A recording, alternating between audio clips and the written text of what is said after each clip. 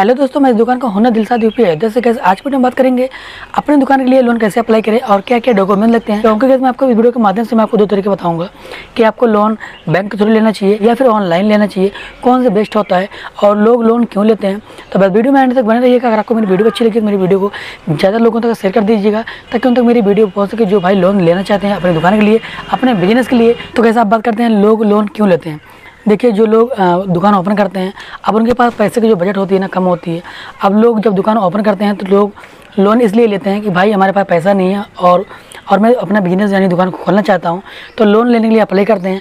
अब वो उनके पास बजट कम होती है, यानी कि उनके पास पूंजी नहीं होती है, पैसा नहीं होता है दुकान करने के लिए, तो वो लोन के लिए अप्लाई करते हैं। और जिसका ऑलरेडी दुकान है वो लोन क्यों लेते हैं। देखिए, वो लोन इसलिए लेते हैं क्योंकि देखिए, सबसे पहली बात मैं आपको बता दूं कि उनके पास तो पैसा होता है, बट गाइस जो उनका पूंजी होता है ना, जब उनका पूंजी लॉस होने लगता है ना, जैसे कि उनकी जो पूंजी होती है ना उधारी में अक्सर डूबती है, तो उनको ये नज़र आता है कि भाई हमको लोन लेना चाहिए, हमको अपनी दुकान को बढ़ाना है। अब ये बात करते हैं कि आपको लोन अप्लाई करने के लिए क्या क्या डॉक्यूमेंट्स लगते हैं और आपको लोन कहाँ से लेना चाहिए, कहाँ पे बेहतर पड़ता है। तो गाइस मैं आपको सबसे पहले बताऊंगा कि देखिए, अगर आप लोन लेना चाहते हैं, अगर आप बैंक के थ्रू लेना चाहते हैं, तो आपको उद्योग आधार कार्ड लगेगा, GST आपका लगेगा और आपके अकाउंट का जो लेन देन है ना पुराना, यानी कि उसका फोटो काफ़ी लगता है, यानी 6 महीने का जो लेन देन है आपके अकाउंट का वो लगता है। ये सब डॉक्यूमेंट लगते हैं आपको बैंक के थ्रू, इतना सब कुछ लगता है आपको लोन लेने पर।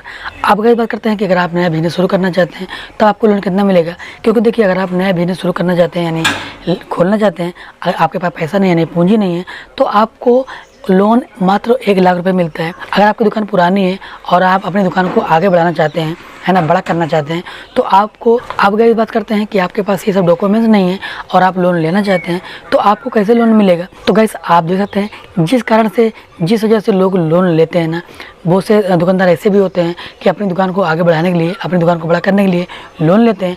और बहुत से दुकानदार ऐसे होते हैं जो कि उनकी पूंजी डूबती है ना उधारी में, तो वो लोन लेते हैं अपनी दुकान को बढ़ाने के लिए, है ना, क्योंकि वो हिम्मत नहीं हारते हैं अपनी दुकान को आगे बढ़ाने के लिए, अपने बिजनेस को आगे करने के लिए उनको लोन का सहारा लेना पड़ता है। गाइस, अगर आप लोन लेना चाहते हैं और आपके पास कोई डॉक्यूमेंट्स नहीं है, अगर आप इस चीज़ को यूज करते हो, इस ऐप को आप यूज करते हो, है ना, आपका जो लेन देन है, जो आपकी सेलिंग है ना अच्छी खासी है, तो आपके मोबाइल में इस तरह से मैसेज आता है और आप 3 लाख रुपये ऑनलाइन लोन ले सकते हैं, है ना, जो इसका चार्ज होता है।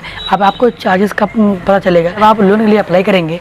आपको इसमें सिर्फ आपका आधार कार्ड लगेगा, आपको बहुत ईजी तरीके से आपको 3 लाख का लोन मिल जाएगा।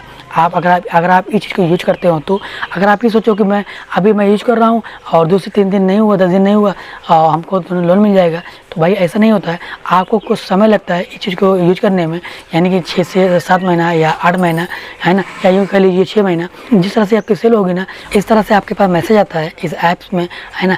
अगर आप लोन लेना चाहते हैं, बस आपका आधार कार्ड लगेगा, आधार कार्ड पैन कार्ड आपका लगेगा, उसके बाद आप लोन बहुत ईजी तरीके से आप ले सकते हैं अपने मोबाइल से। अगर आप इस चीज़ को यूज नहीं करते हो, अगर आपकी सेल ज़्यादा है ना, और आपको ज़्यादा लिखना पड़ता है ग्राहक का, कस्टमर का, आपको इसमें बहुत सारे अच्छे खासे फीचर मिलते हैं, है ना। कोई भी सामान हुआ कस्टमर के पास, ग्राहक के पास तुरंत जाएगा। अब आप कोई भी सामान कस्टमर को दे रहे हैं, है ना, फोटो स्कैन करके आप उनके पास भेज सकते हैं मैसेज के थ्रू क्या सामान गया है। अगर कस्टमर को पूरी डिटेल चाहिए ना, तो इसमें आपको पूरी डिटेल भी मिलती है ना, ताकि आपके पास एक प्रूफ होता है।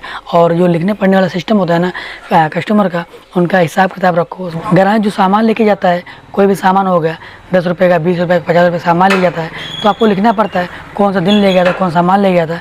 इससे अगर आप छुटकारा पाना चाहते हैं ना, तो आप इस चीज़ को यूज कीजिए। सिर्फ फोटो की स्कैन कीजिए और क्या सामान है उतना अमाउंट आप डालिए, उस कस्टमर के पास, उस ग्राहक के पास मैसेज जाएगा जिसके थ्रू उसको मालूम पड़ेगा कि ये सामान मैं लाया था। और आपको बहुत आसानी होगा, है ना, सामान देने में और अमाउंट लेने में कस्टमर से। क्योंकि देखिए, इस तरह से क्या होता है पता है कि ग्राहक को भी मालूम पड़ता है कि हाँ मैं ये सामान लाया था। उसके दिमाग में ये रहता है कि भाई इस दुकानदार से मैं ये सामान लाया था, इतना अमाउंट हो चुका है, हमको देना है।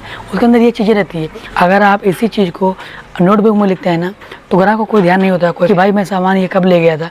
उसको पता नहीं होता है कितना उसका अमाउंट हो चुका है। उसको पता चलता है कब, जब आप हिसाब करते हैं तब। तो आशा करते हैं वीडियो के माध्यम से मेरी बताई हुई जानकारी से आप सहमत होंगे। आज की वीडियो में तक फिर मिलेंगे एक नई वीडियो के साथ।